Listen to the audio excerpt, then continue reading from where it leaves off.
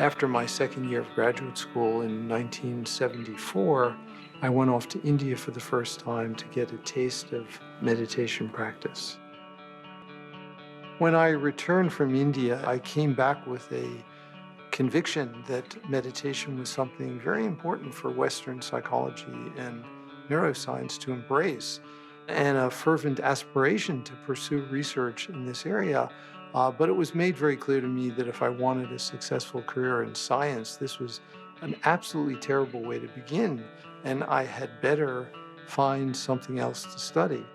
For years, Richard stuck to basic research until one fateful meeting.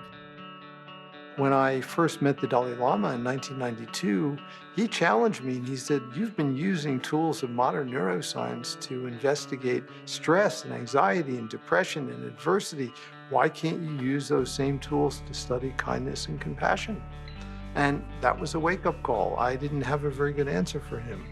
And he said, "I want you to take these practices out of their religious context, bring them into the laboratory, and if you find that they're valuable, disseminate them to the world."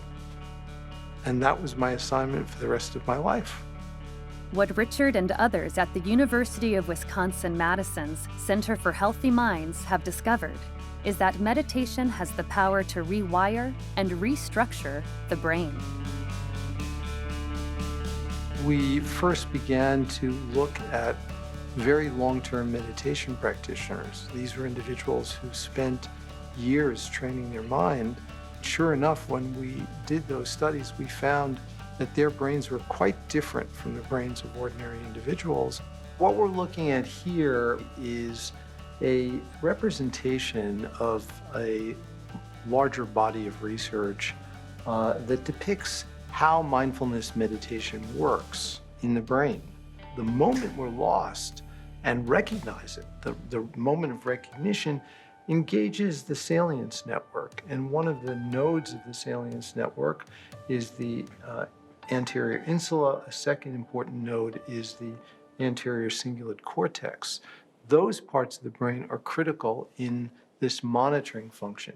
Then what happens is we want to reorient our awareness, bring it back to the breath, and that requires the engagement of a prefrontal network that directs attention and the parietal lobe.